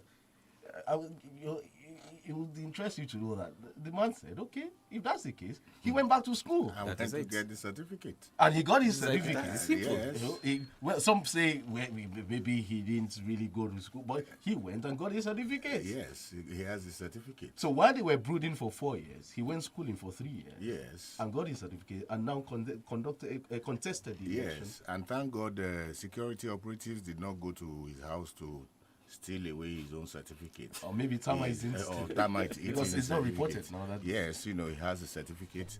He is the choice of the people. The people of Osun State have expressed, their wish, and one can only hope that the system would allow their votes to count. Looking at Osun State now nationally, the isolated election is an eye-opener for Nigerians now, moving ahead of the 2023 elections, general elections, Do you see a repetition of what happened in Osun State happening nationally? Yes. You see, in an isolated election, you have more hands and more focus and concentration compared to what you're going to have when it comes to the whole nation. Do you understand? But kudos to INEC for bringing up the idea of beavers. It is so good. It has really helped our electoral process. I want to give kudos to them. And with what happened in Osun State, if it could be replicated in 2023, Nigeria is a step ahead electorally. That is it. The candidate of the PDP, the presidential candidate of the PDP in the general elections, Alhaji Atiku Abubakar, he's not been in the news as the likes of Asiwaju Bola Ahmed Tinubu and Mr. Peter Obi, of the Labour Party. Don't you think it should be worrisome for your party? Right now, he should be, resonating. You say, thank you so much for that. When you're doing your planning, you don't make noise. No. When you're doing your planning, you don't make noise. And you see, this social media thing is very, very good. Very, very, very good. Very good. You were in my hometown. Yeah. I can tell you, those people that are voting there or who voted that day are not on social media. 80% of houses in the north are not on social media. It's about structure. So the struggle is between Bashiru might want to might want to disagree with that. He might disagree. Everybody has right to his own opinion. Do you understand? But reality of our being in this nation is what I'm talking about. No, but let me come there, because it's really surprising, that you are raising this issue of structures. If you want to talk about structures, the APC in Osun State had the requisite structures that is incomparable with whatever PDP may have had, because they had at a stretch over 12 years, of administration. And yet, the PDP was able to achieve the feat that was achieved in Osun. So what is it about structures? If the PDP could sway the people, its side. Yeah, what I'm talking about here is that the structure of PDP and APC in Osun are the same. You see them in every ward, you see them in every local government, you see them in every unit. But what made the difference was that the people rejected a particular person. Do you understand? That was what happened in 20. Okay, let me land, sir, barrister. Okay. That was what happened in 2015. It was like, we don't want Jonathan again. Very simple. Like, it was as simple as that. That any other person except Jonathan. It wasn't that you see, the propaganda they used really helped Buhari. But if Jonathan had really performed, it wouldn't have been easy as that for APC. But Jonathan, you see, the expectation when he was coming in, the very first PhD holder, the expectation was high, but he fell below. It is not that he didn't perform. If you compare his government now with this present one, you know which one is better. Okay, but as at that time, the expectation of people were not met by him. Okay, now let me perhaps I put the question, in another format. All right, because I have had quite a number of people calling me and asking me precisely what do you mean by structure. So let me put that question to you. When you talk about structures, what exactly are you talking about? Because one would have expected that the structure that is needed by a political party is the mass of the people. So what is the structure? Okay, structure is this. That you have the list, which is the units. Units are from wards. When you bring up units, you have your ward. You have executive there. Do you understand? At the unit level, you have executive there. The wards coming together, you have the local government. The local governments coming together, you have the federal constituency. That is federal reps. Coming together, federal constituencies, putting them together, you have senatorial districts. Putting the senatorial district together, you have the state. That's how it goes. So what you're saying in essence is structure simply means having an official representation from the unit level on the ground. On the ground. That is it. People that will be able to talk to people who do not speak English, that this is where we are going. So it is very possible for a new party that emerges today to build its structures from the unit level. It is quite possible. Good. But look at the visit of Obi to Osun State during the campaigning. Look at the visit of Obi to Kaduna State. So those are the realities that is on ground. Do you understand? Who is going to mobilize for you? It's not about politics. Election is not about noise making. It goes beyond noise making. That wishful thinking and the real thing, two different things. Entirely, yes. You can make us. In 2015, I was with Teslim Folari. The crowd following him then. Wow. There was a case in Iwo Road. From Idiakwe Junction to Iwo Road roundabout, you'll be seeing heads, sea of heads. Yet, what did he get? It's about noise. But winning an election is about strategy. The night before the election, I know how many houses I entered.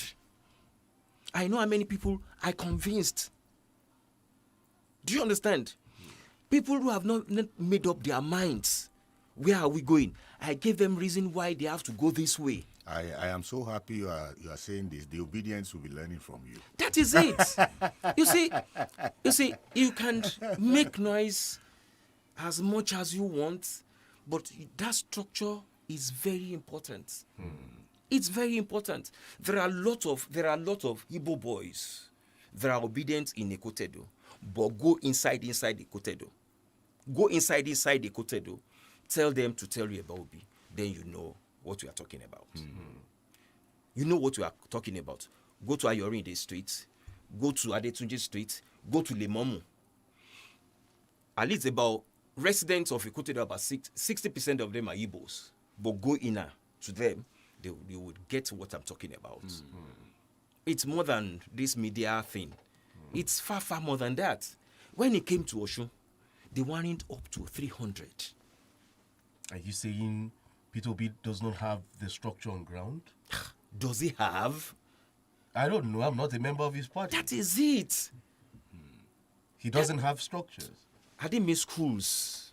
Don't you think there's a political revolution let me tell you, on? I didn't mean schools are on now. Yeah. Tertiary institutions. Yes. He could have used that platform. Do you understand? Very well. The noise will be more than this. But at the end of the day, do they vote? Those voters are in OJ. The voters are in Bonfoto. They are in Bonfoto. Foko. They Aremo, are not in Bodija. Kudeti, Benyeruka. They are not in Bodija. They are not in Bodija. They are not in the estates. They are not. They are not the elite. The voters are not there. The voters are not there. The analysts are there. Don't you think these locals now are tired of the PDP and the APC? You think so? So you think. Because, you see, let me tell you this. We've been impoverished in Nigeria. So much so that we've been reduced to animal level. We only think about what to eat. And they know what to do. To capitalize on that. That's as simple as that. So what to do is vote buying part of what to do? It is wrong, but that is where we have found ourselves. Now, let very, very wrong. And that is why I'm saying that when you ask me that, would Senator Demola Adeleke perform wonders? I said, I can't say, nobody knows tomorrow.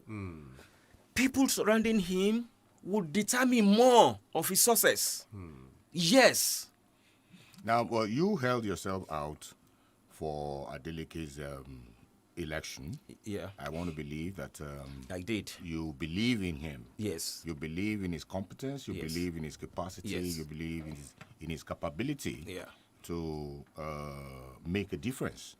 Now, let me ask you this question: what exactly do you think, or did you believe that Adeleke could do differently in Osun State?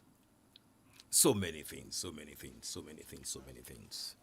You see, if you have a critical study of Mr. that Ralph, fact, yes, you answer that question after this break. All right, thank you. Stay tuned, dear listener. Don't go away.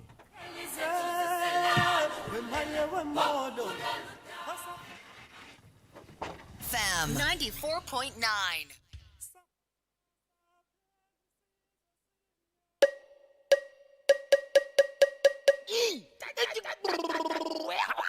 It happen for my oju koro eye.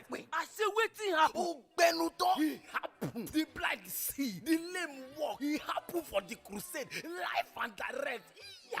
Now that one where you dey talk, you never see anything. No, it still dey happen today. Ibadan City White Crusade, 20th of August, 2022, by 5 p.m. for Liberty Stadium, Indoor Sport Hall, off MKO Abiola Way, Ring Road, Ibadan. You go still catapult enter 21st of August by 8 a.m. on Sunday, ministering by our father, Senior Prophet GF Adetubero. Okpi, you hear me so?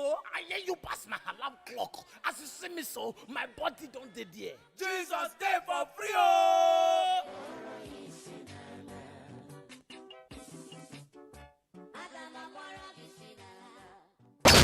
ìgbàgbọ́ ti dìdàkudà ní gbogbo ayé ń wí iṣẹ́ ìránṣẹ́ ti di nǹkan wá nǹkan jẹ ni wọ́n ń sọ bẹ́ẹ̀ àwọn èèyàn kan sì ń bẹ tí wọ́n jìyà fún Kristi nítorí iṣẹ́ ìránṣẹ́ àwọn akọni onígbàgbọ́ tí wọ́n forí lakú nítorí iṣẹ́ Olúwa. wọ́n nà wọ́n.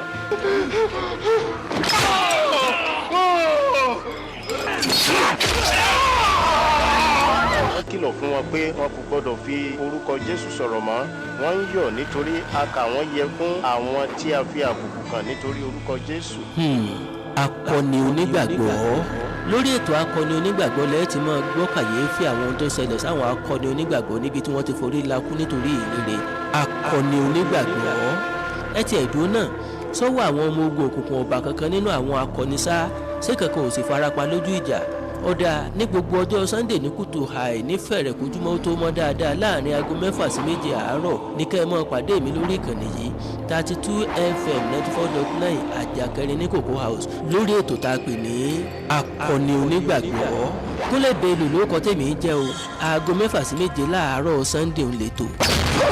Ege Cameroon kì í ṣe orílẹ̀-èdè tó sábà máa ń host ẹgbẹ́ ilẹ̀ káwa ọgbà ni. wọ́n dẹ̀ mọ àwọn oníbàárà àwọn tá a máa fi gbà. àwọn wo nìyẹn. ẹ jẹ́ a máa sọ̀rọ̀ lọ. Obìnrin àjàdí Adébọ́lá yàrá ọ̀dọ̀ yìí máa wà apá ọ̀dọ̀ yìí máa sùn ẹni máa bọ́ síbà jèrè. ọlọ́run jẹ́ àṣàṣìra wa.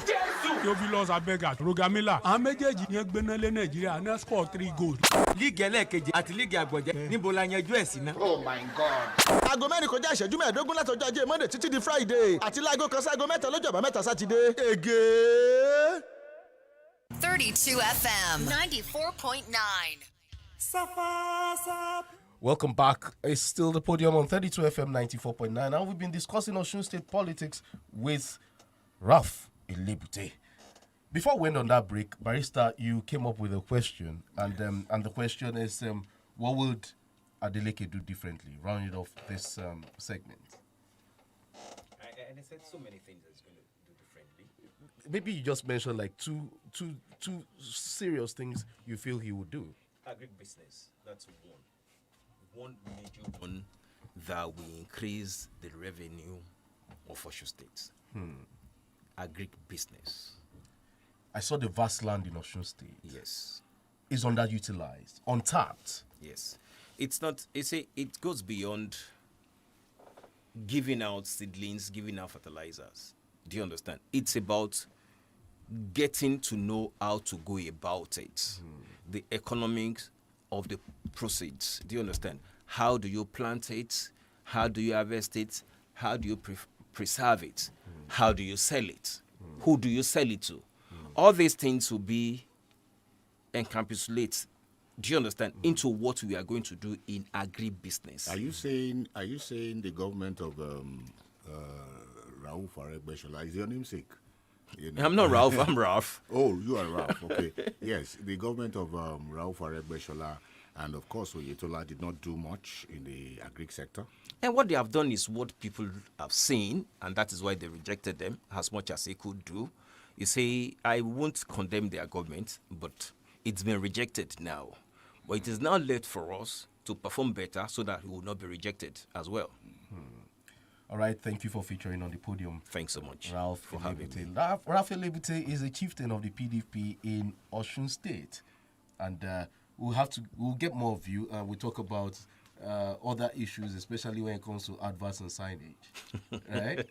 We'll talk about that. Thank you for featuring on All right, the thank you so much, my brother. All right.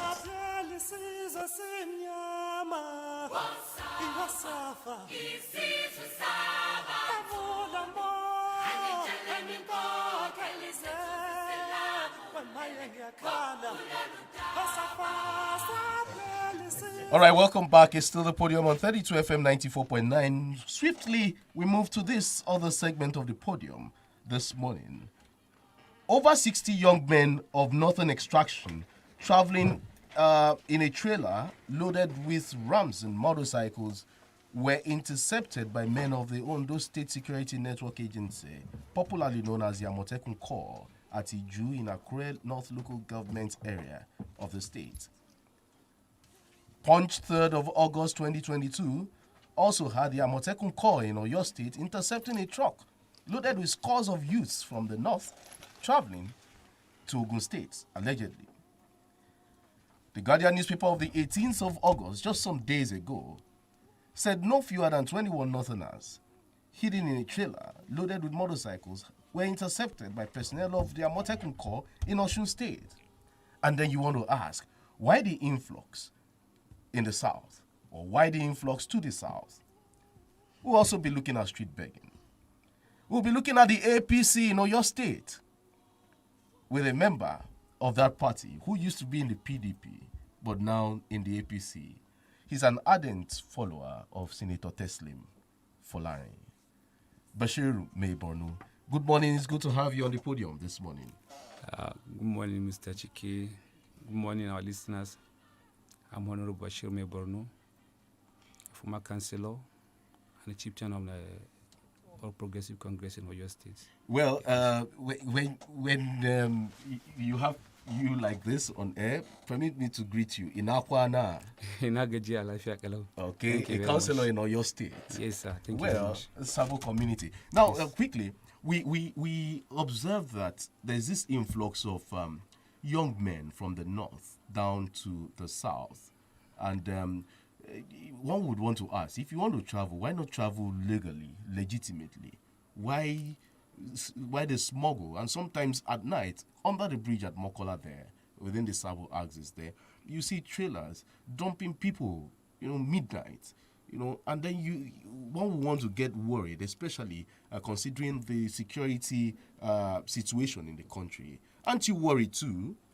Well, Mr. CHIKE, this country belongs to all of us. Nigeria belongs to all of Nigerians. And there's a free movement, free of association, free of... you have every right to reside wherever you feel like as a countryman. Actually, we're not going to justify the way among our people were traveling down to the south, you understand? Yeah. But actually, there are a lot of things on ground, especially when it comes to this issue of transportation. Yeah. Well, our people were, you see, you cannot compare the poverty level in the north and the south. Okay. The way people were traveling, some prepared because they were coming here for a greener pasture, you understand? Oh, they see the south as a place for greener pastures. Yeah, right? yes. That is, then if that it's a place for greener pastures, why not move in legally, move in the right way? That is how they say is a normal legal way, because well, you see, what most of this media are saying is not the fact, it's not the truth. So what's the truth? What's the truth? If you say a trailer conveying 150 people, you can even imagine, you can even estimate how could a particular trailer can take 150. You understand? But still, we're not justifying the way, you understand, because of the security situation in the country. Okay, when the Amotekun Corps nabbed those guys recently, you went there. Oh yes, I was there. You saw the activities there, because I was there too. I was there when I saw scores of them coming down from the truck. Yes, but at least the number they mentioned is not up to what is on ground. Okay, let's leave the number out of it now. Why would we have you able-bodied guys? Like, well, you say it's about greener pastures, leaving the north down here without following the right pattern. Why don't they enter a public transport, come down? I don't understand the right path. You see, that's what I'm saying. At least you know your mode of transportation. You know how you can. You understand? If a bus can convey someone 10,000 from Kano or from Zamfara to Ibadan or to Ogun State, a trailer will just collect 2,000, 1,500. You understand? So, but they are coming for. You understand? That's how they decide. Many of these guys that come down, what do they come down for? When they say they are seeking greener pastures, okay, what is a greener? What's the pasture that is green in the Actually, south? most of them are laborers. Some are Okada riders. Some are going for labor. You understand? Just to earn a living. You understand? Barrister. Alaji, let me come in here. The Hausa community and their host community have lived together in peace and harmony for decades. Exactly. We have even intermarried amongst ourselves. Exactly. But we have seen situations where, because of the activities of some criminals, we are not doing profiling now, but some have said, okay, maybe Fulani, some criminals amongst the Fulanis. Fulani people are wonderful people, but in every other tribe, we have criminals. Yes, exactly. We have seen that in some situations, these criminal elements who are from that northern extraction have caused a rift between the Hausa Fulani community and their host community that have lived in peace and harmony for years. And when such happens, you now find reprisal attacks by members of the host community on the Hausa Fulani community, the innocent Hausa Fulani community. Yes. So if we have situations like this, what are you doing to ensure that at least the sincerity of our brothers and sisters who are of Hausa Fulani stock, who are doing their legitimate business, is maintained? The relationship is maintained, because if you take a stand against these criminal elements and you are seen to be taking a stand against these criminal elements, then that relationship will not be broken. What are you doing in that respect? Thank you, Barrister. You see, security is everybody's responsibility. It's not for a particular person or particular tribe or whatever. You understand? When it comes to an issue of security, definitely nobody will be left out of it. What is happening in Nigeria, as I said earlier, what's happening in Nigeria is beyond ethnicity, religious, or whatever. You understand? What is happening in the north, it affects even the Fulanis, because it started within the Fulanis. You understand? So when the issue of Boko Haram and so were happening, we took a proactive measures here to make sure that all the communities, all the Arewa communities where the northerners are residing, were saved. And we make sure that whosoever is coming is well known by the leaders of that particular community. You understand? And still damage is still ongoing. It's not something that we can, you understand? All those people, you understand? All those people that are coming, they know where they're heading to. Do you have a database of people living in the Arewa community in the south, in Ibadan, in your state? Well, we can actually mention a figure that this is the particular number. You understand? Because I said, Nigeria is for everybody. You have a right to. No, what I mean is, do you have a way of keeping records of them? An identity. When you see this person, we know you are around here, so that you don't allow miscreants infiltrate into the system. Exactly. That's what's happening now. Okay. There's not any particular community that doesn't have a leader. Okay. Even the Okada riders, they have their own leaders. You understand? Even the Okada riders, they have their own leaders. The laborers, they have their own leaders. Even these street beggars that you're seeing, they have their own security, they have their own leaders. You understand?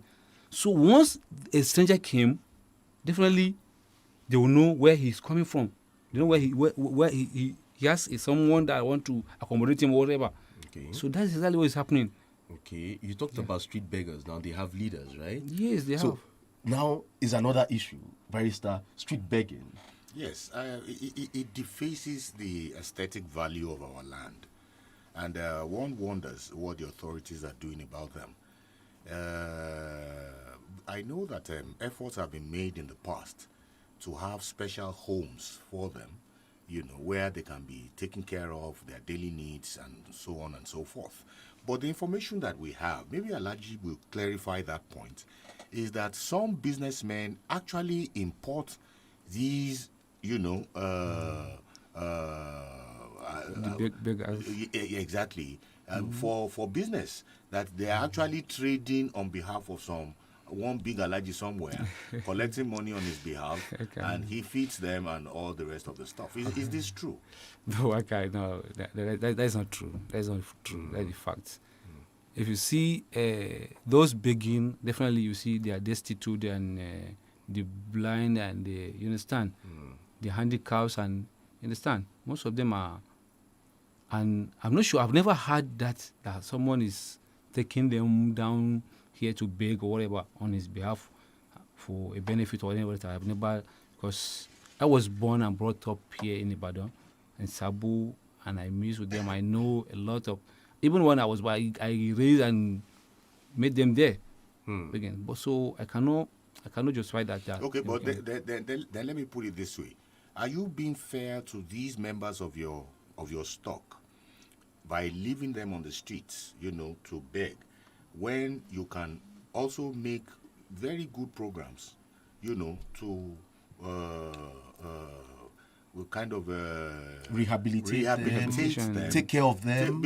As I say, Alhaji now, Alhaji is a multi-millionaire.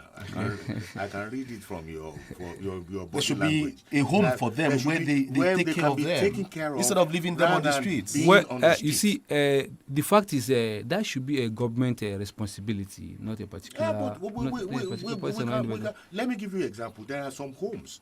There are orphanages here. There are motherless babies homes, which are, driven by private initiative. Yes. Why can't, like the Hausa community too, have something like that, where we can take care of these people rather than the debased lives, that they are living on the streets? We pray we have a sensible and reasonable government that will do that. If we have a government that is very sincere and ready to do it, it's a welcome development. It's a good idea. You understand? Most if you go to the side and see, you see there are a lot of children that at least they should be in school. They should be in school. But at least there's not any. You understand? There's not any help. They rely on what people are bringing to them for living. For them just to survive. For them to survive. But if we have a government that is sincere and ready to assist, definitely it will work. Talking about government, you were a councillor in Sabu. Yes. Under the PDP. Yes. You left the PDP, you joined the APC. Yes, exactly. When you were a councillor, you were a follower, a disciple of Senator Teslim Folarin. Yes. And still now, when he moved to the APC, you joined him. Yes, we're together. There's this story that came up in 2015. Yeah. In Sabo community, Senator Teslim Folarin brought transformers to the Sabo community. Yeah. And when he lost that election, it was said, it was perceived, it was alleged that Senator Teslim Folarin got angry because the Sabo community did not deliver the necessary vote for him. He went back to that community, carried these transformers that were given to them. You see, I always laugh. At that moment, who was in charge of those transformers then? I always laugh when I heard about this issue. Yeah. That's the fact. People were not sincere about the. You see, everything people were. Because why we are bringing it up now is that if a repeat happens in the next election, if it happens in the next election, so the Senator Teslim Folarin will not go back to pick whatever gift he will give to you again. You see, people were just politicizing this issue. What's the true picture? That the fact is, you see, it's only unreasonable and how can I put it?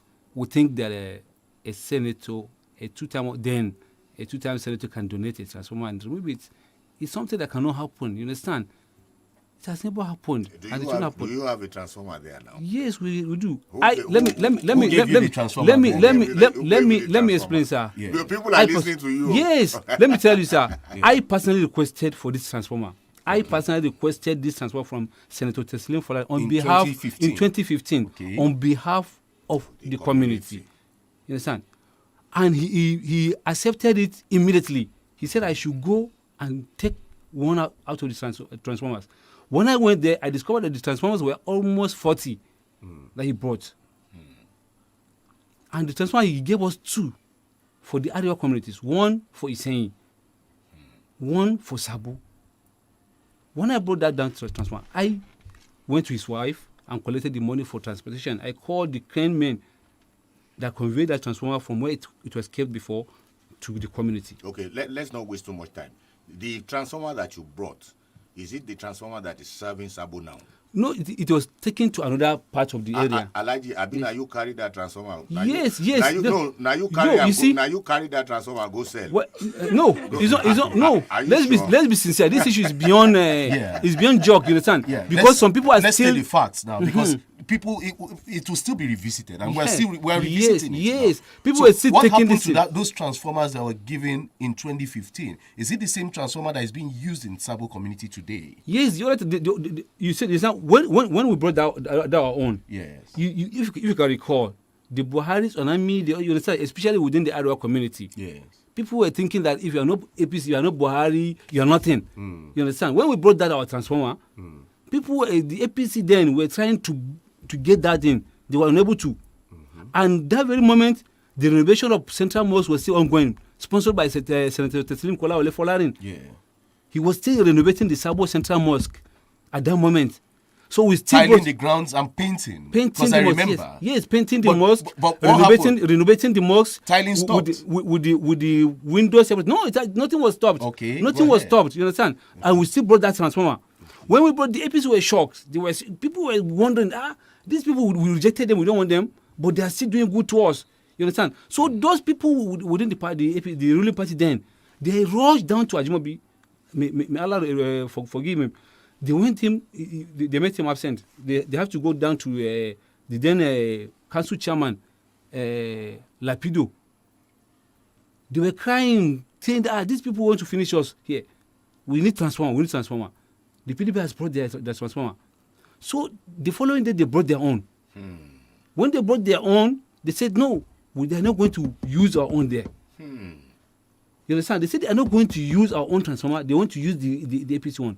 So they decided to sell our own and use that money to connect the other one. Who sold? The community leaders. The transformer they that was said brought no by Tesla Fola. They said they want to. Okay. They wanted to. They didn't sell it. Yes, they wanted to sell it. Okay. To use that money for connecting the other one brought by the. Okay, so that was why. So that was the reason why I personally and other people, the PDP then, we decided to call the claim man and took it away from that particular place. You understand? We took it to another part of the community. Senator Telfa was not aware. We have not called him. We have never informed him. He was not aware about that. We have removed that from that particular scene to the particular area. Where is that transformer? It was when the news went viral that people were saying, Tesla, you understand? They politicized the issue. That he called me. He said, Bashir, what is happening? I explained to him, oh God, this is actually what is happening, what is going on. He said, you should have allowed them, you understand? You should allow them to sell it, whatsoever is for the community. Let them do whatever. I said, oh God, this is a purely community issue. That's why you have donated this, you have donated this to us. He said, but people are using it against me. You see, that is one of the reasons. I swear to Almighty God, Wallahi Azim is one of the main reasons that I still remain with Senator Tenfone. Because I discovered I've weighed most of these big names politicians in this Oyo state. I discovered Teslim Fola is the most sincere, most accommodating leader among them. That's for you. That's for me. Okay, the podium. Remember, we've had issues trashed out today on the podium this morning, from David Udain's discussion to Osun State, and now we're looking at the Sabo community. The APC and the transformer issue, clarifying issues from the Sabo community. You can join this discussion. Let's have a summary of everything. 0705 5949 and 0809 7949. Hello, good morning. Good morning. Your name and where you're calling from? Sulaiman Sharif calling from Onara. All right, let's have your thoughts quickly. Good to see your guest in the studio, and I don't know his name. Maybe it's someone from Sabo that tried to explain what's really going on.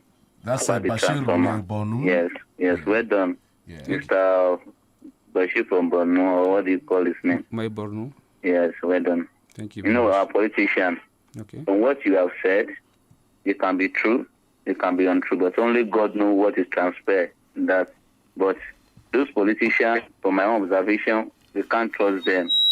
They can do and undo. But my question is, can you explain what really happened when Senator Svetlin, when he's doing public declaration and using swords to display at the podium, and give us more knowledge about it? All right. That's number one. Number two, you know, our politicians, when electionary is nearby, they will try to rub some smell of campaign against each other, just to get your chief points or not. But what I know is that may God choose the best candidate for us in our state. All right. But antecedents will also speak. That is my own. Thank you for calling. Okay, quickly. He raised a very salient question there. During the declaration of Senator Teslim Fulani, you were there at the APC. Let me first of all answer his first question. Yeah. When he said we are politicians, you see, whatever you are, if you are not sincere with whatever you are doing, that means you be unsincere on anything.